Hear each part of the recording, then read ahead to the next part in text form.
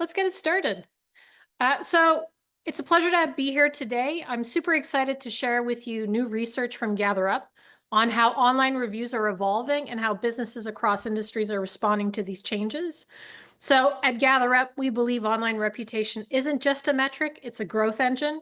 And today we're going to uncover data-driven insights that will help digital agencies, search engine experts, and marketers optimize their review strategies for 2025 and beyond. Couple housekeeping items. All of the attendees are muted, but that doesn't mean that I don't want you to interact with us. I actually love this when it's conversational and you're asking questions using the chat or the Q&A toolbar. We'll be answering questions throughout the presentation. One of the main questions always asked is, are the slides available and will the recording be made available? And absolutely, we're just going to ask you to be a little bit patient and wait to receive it in your inbox next week, as Brittany will put the recording together and make sure that the slides are ready to go. Agenda for today's presentation, I think we'll come in at about 45 minutes. We'll try and maximize this as much as possible. We'll talk a little bit about who we are, the reasons behind this research, some key consumer trends to put a lot of context as to why we looked at these data points. Review generation trends, so comparing data from 2023 and 2024. Also, just industry benchmarks. So how are you doing or how are your customers doing versus the average? And then some actionable strategies and Q&A. All right, so I'm super excited to be here and I'm very excited to have Alexia Plattenberg. She's our Senior Product Marketing Manager here at GatherUp. She works in collaboration with our teams at GatherUp to help deliver the best possible product to market and keep our customers delighted. As for myself, if you don't know me, I'm Melatia. I'm the VP Marketing here at GatherUp.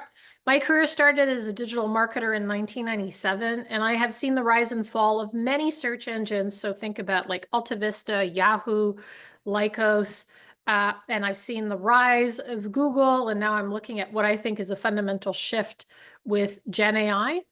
I have led several marketing teams and successful businesses in growing their business with organic search and top-tier thought leadership.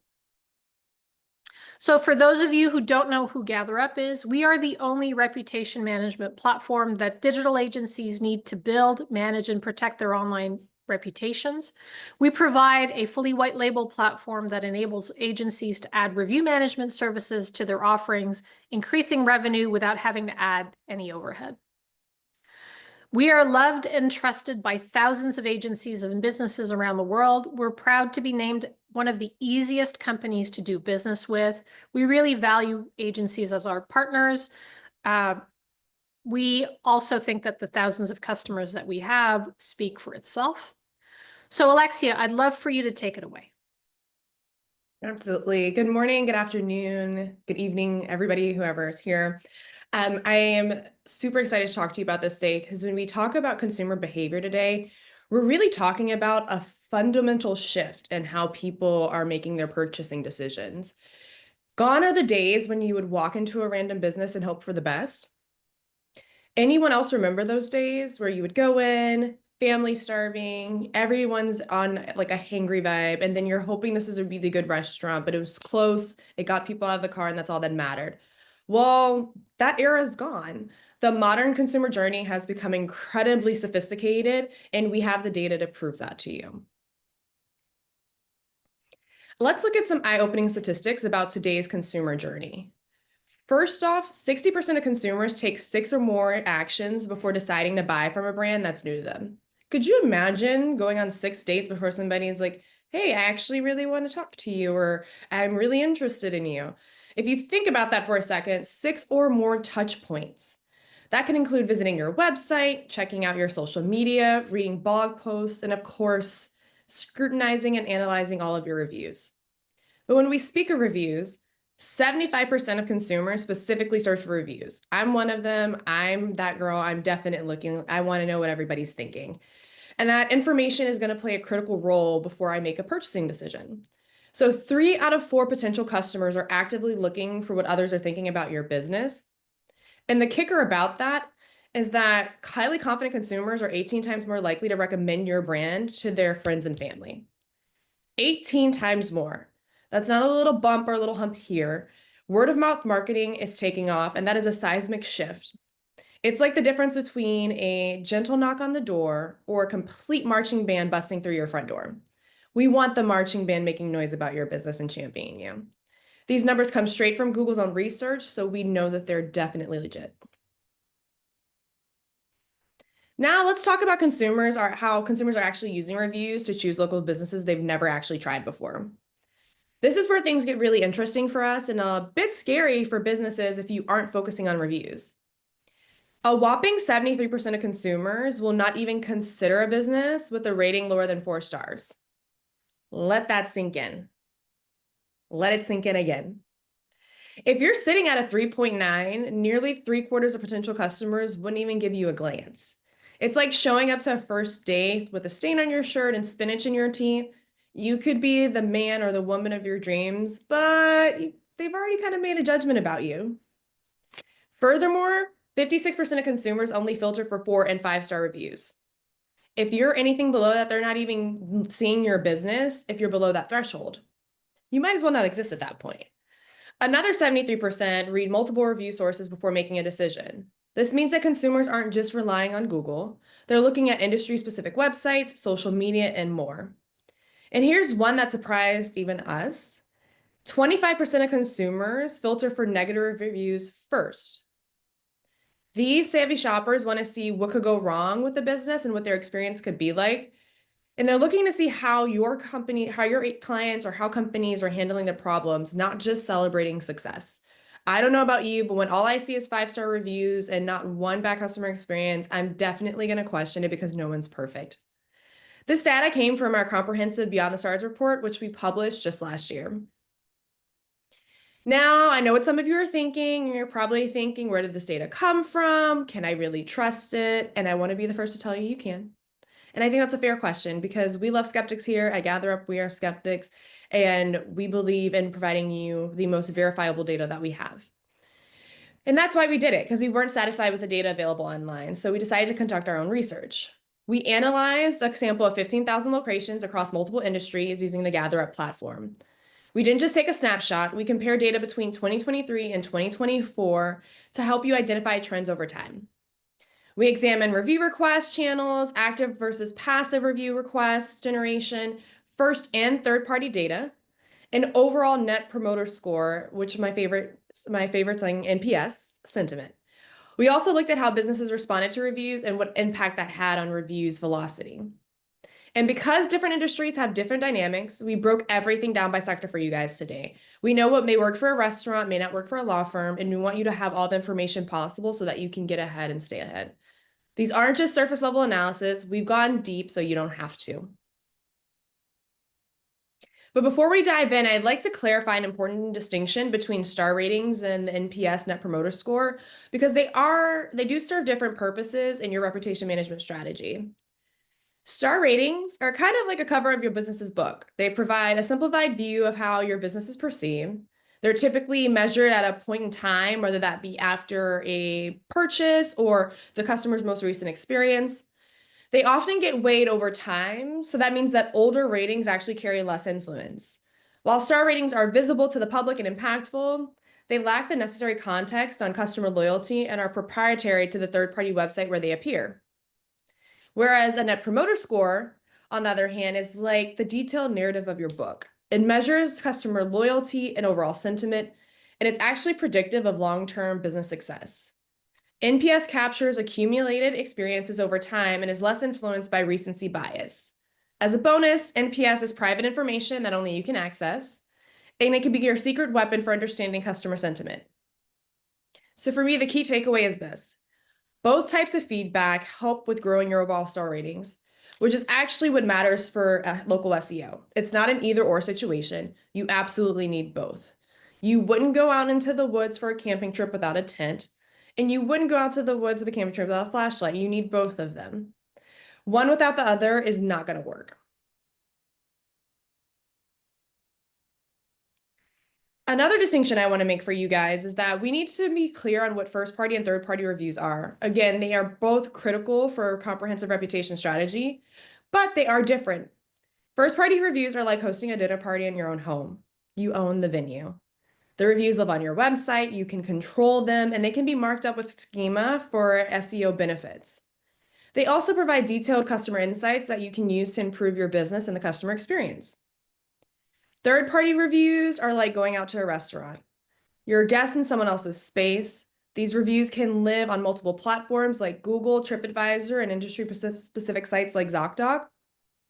And they significantly impact local search rankings and visibility, even though you don't own the platform. Our research shows that businesses leveraging both review types sees the strongest growth in NPS and overall reputation score. It's like having both a home-cooked meal and restaurant experience. They serve a purpose and they create a great balance. All right. So let's dive into the benchmarks. Thank you so much for explaining to us the differences there, Alexia. Again, folks, if you have questions, please go ahead and ask in the chat toolbar or the Q&A toolbar. I'm keeping my eye on that, but I'm going to dive into the numbers. So we know in SEO that review volume, overall star ratings, and your NPS sentiments, those three things matter a lot in being successful as a local business. So overall, in addition to recency and overall sentiment, for like competitive markets, having more reviews generally means that you'll lead the pack. And actually, there's some great research that came out recently. We wrote a blog about it. So it's, I think it's Local SEO Guide. They looked at hundreds of thousands of data points that showed that for the local pack, having a high volume of reviews is more important than the overall rating, which is interesting to rank. So what are the benchmarks for review generation in 2024 by key market? So let's take a look. So as we mentioned earlier, we're comparing data from 2023 and 2024 from GatherUp customers. So if you look at these numbers when it comes to first-party reviews, restaurants and healthcare really had the biggest dip year over year. But still, it's quite good if you look at the numbers. And the reason why I think it's still quite good is for both healthcare and healthcare and restaurants at 187 first-party feedback pieces and 162 feedback pieces. That's still 3 pieces of feedback a week, right? A year has 52 weeks. So think of it as like a manageable amount of reviews coming in and feedback coming in. And you want to be able to review that information, understand it, study it, and apply the changes. So this means there's still a steady stream of fresh reviews coming in from prospective customers. What's also interesting is insurance saw the biggest bump. We saw 3x growth when it comes to first-party feedback for insurance. And insurance is a very competitive market. It's a highly considered purchase. And it's, essentially insurers need that to be competitive in the market. What's interesting though is that legal, a 50% bump in first party pieces, but it's nominal, right, from 21 to 31. What's interesting is then storage and transportation and construction stable year over year. So first party reviews, big dip for healthcare, big dip for restaurants, but they generated big numbers in 2023. 2024, these are still very good numbers, just there seems to be stabilization happening. Now, looking at third-party reviews, also really interesting. So healthcare saw a 47% dip in third-party reviews year over year. Again, though, at 43 third-party reviews for a year, that's a little bit less than 1 review a week. Still not bad. It's still review freshness. It's still review velocity, and it's important. And this is just the average, by the way. We're going to cover on like how are the best in class performing and what are they doing to perform well. Insurance, 3 times more reviews. That's fantastic. Really seeing the practice coming in for the insurance segments. Restaurants, huge lift here. And I think it has to do with reservation systems being tied back to GatherUp and sending a review request in a timely fashion from people that just went to the restaurant and enjoyed a meal. And then for legal, pretty stable. Storage and transportation, a dip, but still, again, 60 third-party reviews for a year. Not bad at all. That's more than 1 a week. And then construction, big lift. So much more practice in being proactive in requesting reviews. So big lift there. Now, I wanted to talk about how the best in class are doing. So we took a look at healthcare. Healthcare, again, it's a highly considered relationship, right? When you're looking for a specialist or a doctor, you want to make sure that you are doing business with the best because it's your health. The average number of first-party reviews, as we mentioned earlier for last year, was 187, but the average kind of hides really important information. For healthcare organizations that never solicited first-party reviews, the average number is 6. That is less than 1 or about 1 per 10 weeks. That's not enough. That's not enough to have a significant understanding of how your healthcare organization is doing. And we know that you always have more first-party reviews than third-party reviews. And so that means probably no new reviews during the year, which will just make you drop out of the local pack, especially if you have other doctors or clinics offering similar services within the region. Now, what's interesting is the healthcare organizations that used SMS to request first-party feedback, they still performed less well than the average at 96 pieces of first-party reviews. And email only, so again, just isolating it to the email only channel, 113. Those that performed better than the average leveraged all channels to request reviews. So this means they were using in-person, they were using email, SMS, and this together jumps from 187 to 239. That is a lot of first-party feedback. And think that first-party feedback can be marked up using schema and is also important for local SEO and paid search. Now, when we're looking at third-party reviews, which is that signal that lives on third-party websites like Google and ZocDocs, third-party review volume, the average is about 43. Those that are completely passive, it's about 26. And those who are proactive, 52 pieces, that's 1 new review per week. So that's the average for healthcare if they're soliciting through all of the channels. What's interesting here is the in-person or passive is at 26. We also look at the star rating outcomes from that. And those that, I don't want to steal the punch, but I would say that there's a net difference in how people feel about a healthcare provider if they're actively requesting reviews or not. So insurance is another super interesting one. We saw originally that there were many more reviews, first-party reviews for insurance. The average is about 150 pieces of feedback, so that's about 3 a week. Being completely passive, that's still 1 a week, not bad. Using only SMS or email, not great results. Again, for insurance, really important to go multi-channel and request using all of the possible avenues, including print, right, signage, in documentation, reminding folks to leave a review at the moment of service. And then when it comes to third-party reviews, even more important, right? If you use both channels and you don't, like if you let people know in person, you put it in your documentation, you train your clients to train their agents and letting you know that they're going to ask for a review, you actually get much better results. And that's about 1 new fresh review for third-party websites a week. So really good there. Anything surprising in the numbers that I'm sharing here, folks participating in the webinar? So my big takeaway when it comes to review volume and review generation, not all of the industries are seeing a big lift year over year. So if your clients are in some of the segments that either feel like the number of reviews is going down or is stable, that's normal. I think reputation management is becoming a common practice. And so it's really all about just making it a part of every touch point. Really adopting a multi-channel approach, letting people know in advance that you're going to be requesting a review and how the review helps the business grow, really important. And actually our research beyond the stars that we did, where we surveyed 1,200 American consumers in November of last year, said they prefer, 66% said that they prefer getting review requests the same day that the service has occurred. So you've got a 24-hour window to solicit for that feedback. Okay, now let's look at star ratings. So review volume gets you found, star ratings get you selected.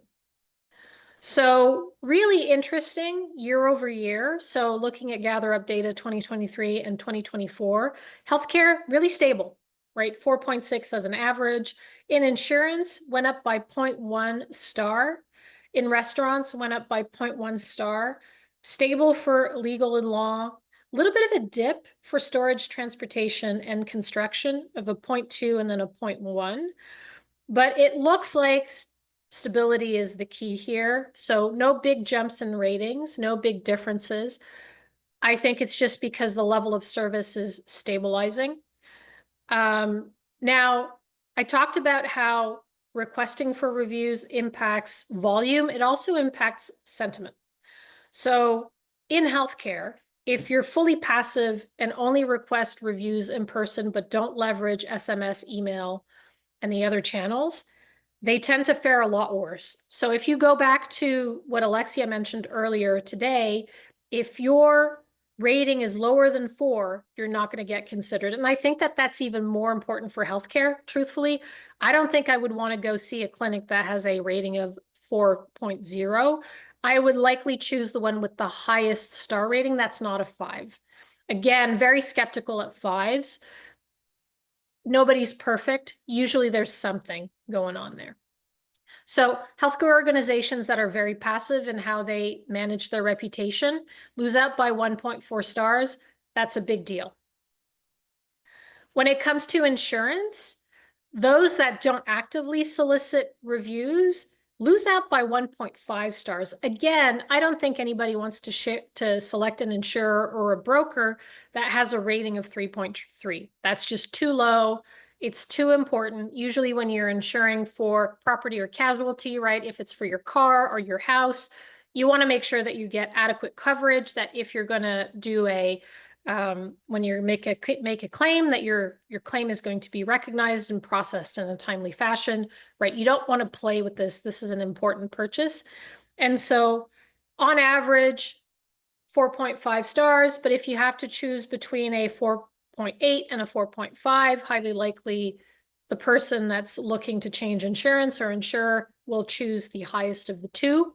Now, you might be asking me, Mel, why is it 5.0 for SMS only? That one is a weird little outlier. I wanted to leave that data in there because I thought it was interesting. It's not a big proportion of the insurance organizations on our platform that only do SMS. So I guess I need to dive into that a little bit more. Something that's really good for you to know is that I'm going to be diving into subsets of healthcare and insurance in the coming months, because we actually have quite a few locations in different sectors. So property casualty, life insurance, right? So these things, ratings and reviews are different across. This is just an overall industry average. Same for healthcare, right? Your personal doctor, not the same as an optometrist, not the same as a podiatrist, right? And certainly not the same as an audiologist. And we'll dive into those segments as well. So I also wanted to showcase some other segments that we have data on, not just the big 6 verticals that I featured here. So what we did is I looked at the averages across, regardless of the method, if they're passive or proactive in soliciting reviews.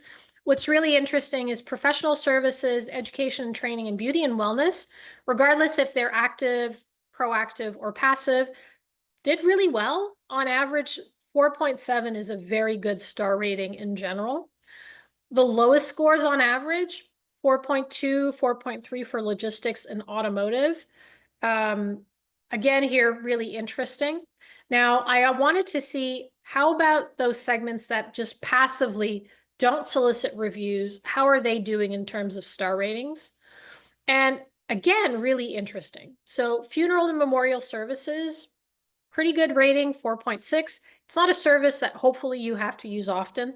And usually really good bedside manners, right? These are important life moments. So being caring, attentive, right? That's just part of the mode of operations for funeral homes. Beauty and wellness, 4.5. I think that that's sort of a minimum if you want to stay in business. If you have a poor reputation as a beauty and wellness organization, you're not going to stay long in business. Legal services, 4.2, automotive, 4.1. Now, the real low scores here were for home services, insurance, healthcare, and education and training. Again, all sub 4 stars, missing out on roughly, 3/4 of the market. Being passive and just listening to, watching and monitoring your reviews is not enough. You need to actively solicit if you want to have a good rating. So my takeaways here on star ratings, it really depends on being proactive, right? Managing your reputation proactively. So if you're waiting for people to passively rate your organization, generally it means that they'll go and leave a review when they're unhappy, which leads to lower star ratings. This directly, of course, hurts local SEO. Again, adopting a multi-channel approach, making it part of customer service. So at the moment of leaving the doctor's office, having the receptionist mention that, hey, by the way, we'll be asking you for a review, watch out for it, and then following up within the first 24 hours leads to much better outcomes. And yeah, timing matters. It matters a lot. Now, we talked about NPS. Reputation management for us always involves NPS. But what does it actually have to do with reviews? Well, it has everything to do with reviews. Net promoter scores directly correlate with star ratings and review volume. In my notes here, I say that I'm not going to go over what NPS is, but I want to talk to you a little bit about it. Most of you probably don't know what NPS is. You've heard it thrown around. Net promoter score is a methodology put in place, I believe, by McKinsey. And essentially, it's the question that I'm sure you've all answered at one point in your life in a survey, which is like, from a rating from 0 to 10, how likely are you to recommend us to a friend or a colleague? That question can be put in context, right? If it's for consumers, it's to friends or family, right? If it's for work, then it's to a colleague or a manager, right? So that question, the ratings matter. So essentially, if you have somebody leaving you a rating of 9 or 10, these people are called raving fans. They absolutely love your business, and they're much likelier to stay with your company, redo business with you, and spend more with you. If folks are answering between 0 and 6, I'm really happy to read that, Kathy. Thank you so much. NPS is the reason why we chose GatherUp. I'm pleased that you're saying that. So in the NPS question, if you have somebody that gives you between a 0 and the 6, they're detractors. Detractors will actively go out of their way to hurt the business. And those who sit at a 7 or an 8 are passive. So let me illustrate a little bit with an anecdote what that actually means. If I rate my personal physician with a 9 or a 10, when my friend talks to me about the fact that they need to find a new doctor, the first thing I'm going to tell them is like, I love my doctor. You should totally see them. They served me well. They treated me well. And here's all the reasons why I think you should go see my doctor. However, if I don't have a good experience with my doctor and I actually don't like them, I would give them a score of 6 or worse. Then I would take that moment and say, you know what, do not go, like whatever you do, wherever you find this doctor, don't go see my doctor. He's the worst or she's the worst. And here's all the reasons why. So my attitude is very different when I hear from a friend or a colleague or family, like I'm looking for this service. My attitude is either I'm going to promote them or I'm going to forewarn people that it's a bad service and not to do business with them. So having a poor NPS is an indicator that things are not going well because people are not just passive about you, they actually don't like your business and will go out of their way to let people know that they don't like your business. And then what about the folks that give you a 7 or 8?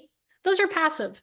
If that same conversation comes up and my friend is looking for a doctor, I'll be more likely to say, you know what, my doctor's okay, not great, does the job, I get what I need out of them. That's not a raving fan endorsement. It's not a detraction, but it's certainly not motivating my friend to go and seek out my doctor. They'll probably continue on their search to find somebody who's got a great reputation because they want to have access to that. So The NPS number is essentially out of all of the people that you've requested. So for example, if you sent, you got 100 responses to your NPS question, and you have 70 that say, I absolutely love you, I give you a 9 or 10. You have 20 that say, absolutely not, I will give you a 6 or less. So you've got 70% saying they love you, 20% that don't love you. Your NPS rating is 50 because it's the percentage of people that love you and promote you minus the people who don't like you that gives you your ratings. So the scale can go from minus 100 to plus 100. Hopefully that helps clarify the notion of NPS. NPS is also a predictor of success. So again, according to McKinsey, a 12-point difference in your NPS rating upwards is a high predictor of revenue increase and business growth. That's really important. On the other side, if you have a dip in NPS, that directly correlates with revenue decrease and contraction. So we looked at the NPS number across our customers for healthcare, insurance, restaurants, legal, storage and transportation, and construction. We saw growth year over year. And last year, when we ran this report and we looked at all the data and gather up, we noticed that healthcare in general has a much lower NPS rating. And on average, regardless of the industry, we see an increase between 25 to 50% higher NPS ratings for businesses that use GatherUp. I wish I could say it's because they're using GatherUp, but it has a lot more to do with the fact that they are proactively seeking feedback from their customers. And doing that creates a lot of great will from the customer. If I take the time to ask you how you're doing, how you're feeling, and what we can do better, you tend to have a more positive view of the organization because the organization wants to do better by asking. Now, if you ask and don't action any of the feedback that you're receiving, at some point that client will be jaded and will look somewhere else. But for now, if you actually take the time to receive the feedback, acknowledge the feedback, and apply it, it has a direct impact in business renewal, growth, and also moving customer sentiment to being raving fans and having those detractors become neutral and then eventually become raving fans. Other interesting NPS from other segments. So we wanted to see a snapshot of 2024 at the beginning and at the end of 2024. Really interesting, very stable, few dips here and there, but it's a nominal amount, like a 2-point decrease or increase is pretty stable. And all of these are very high. NPS ratings that are 50 or above generally do really, really well. So very pleased to see that most of these and all of these segments are doing quite well. So to have a good feedback loop, so having good NPS, same principle as review volume and star ratings, you need to have a robust feedback loop. And the difference is really big. So in healthcare, if you're not requesting and soliciting feedback, the NPS rating is 29. That is terrible when you compare that the average is 87. So high expectations of great service, high expectation of being a good clinic or a good doctor that has good bedside manners. Otherwise, it will just have an impact in your ability to find new patients. Same thing in insurance. If you're passive, your NPS rating is much lower than your peers who are doing everything that they can to just be a better organization by requesting feedback. So between an NPS rating of 45 and 81, right, you want to sit closer to 81. You actually want to be above that. 45 is too low for insurance. So hopefully these benchmarks can help you with your clients as you talk through what good looks like with them. So again, I wanted to give you sort of a snippet of what good or bad looks like. So average across NPS ratings, beauty and wellness, trade and construction, insurance, funeral and memorial, very high. Lowest scores, again, regardless of passive or proactive, automotive, storage, food and beverage, cleaning and maintenance, so not bad. Those who are completely passive, Beauty and wellness did really well, but then we go all the way down to 58 with cleaning services, 52 for education and training, 51 for automotive. And when we talk about automotive, we're talking about auto parts, we're talking about mechanics, we're talking about dealers, retailers. So it's a blend of that segment. And then really the lowest scores are home services, funeral memorial, retail, healthcare. So if you're completely passive, your ratings are very, very bad for the average in your market. So again, NPS relies on proactive feedback. Overall customer sentiment and satisfaction grows when a business actively solicits feedback and provides these feedback mechanisms. Taking the time to ask shows that you have empathy and that you care, and your customers care a whole lot about that.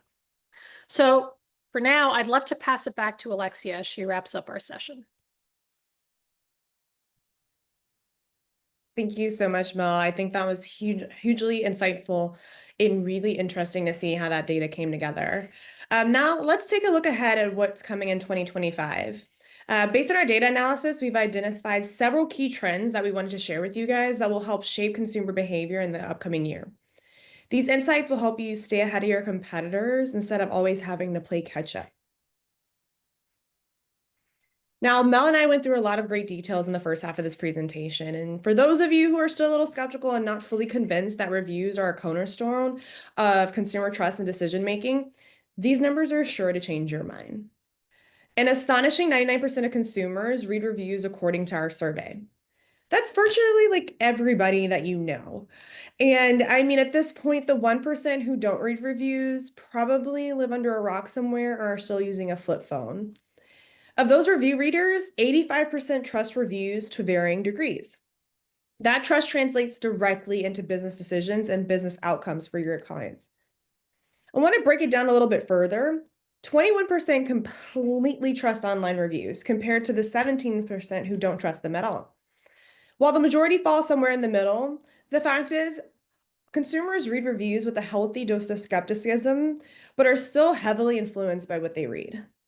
The bottom line is this. If you're not actively managing your reviews, you're letting others control your narrative and what your business experience would be. I don't know about you guys, but I would never let any of my exes write my dating profile. And I don't think we should let that happen with our businesses and our brand reputation as well. I absolutely would not want to have my ex write my dating profile. I just feel like there are other people I can ask before that. Yeah. Now, here's things that get really interesting. The game-changing power of owner responses. I don't know how many of you have ever been gone to look at a business and all you see are the reviews and no one's ever responded. That's always a little bit of a turnoff for me because I feel like if customers are taking time out of their day to give you feedback and respond and offer you positive praise or critical feedback, it's important to respond. And 82% of consumers agree. 82% will choose a business that actively responds to reviews online. That's more than 4 out of 5 potential customers making a decision based on not just on the reviews and what customers are saying, but how you engage with them and how you manage that customer experience. Even more impressively, 92% believe that responding to reviews is part of customer service. It's no longer what you're doing to help make me have a good experience. It's also the follow-up as well. This is now an expected part of doing business. As the call out on the right emphasizes, responding to reviews in a sincere and human way gives companies a huge advantage. I know we're in the age of generative AI and everyone wants an AI capability that'll help them save time and reduce staff resources. But I really want to emphasize the sincere and human because these auto-generated responses sound like they were written by a robot from 2010, and consumers are getting smarter and they're not buying it. They can spot those from a mile away. Think of review responses as public customer service. If customers are coming into your business and willing to spend their money, would you stand there and ignore them right in front of you? I would hope not. And that same principle applies to online reviews as well. Now, I know that we think about complaints as taboo, but negative reviews might feel like a disaster, but they present the perfect opportunity for redemption. The good news is that 73% of consumers will give your business a second chance if they receive a thoughtful response to their complaint. Most of the times, we just want people to be aware that something bad happened or something that was below our expectation happened and acknowledge it.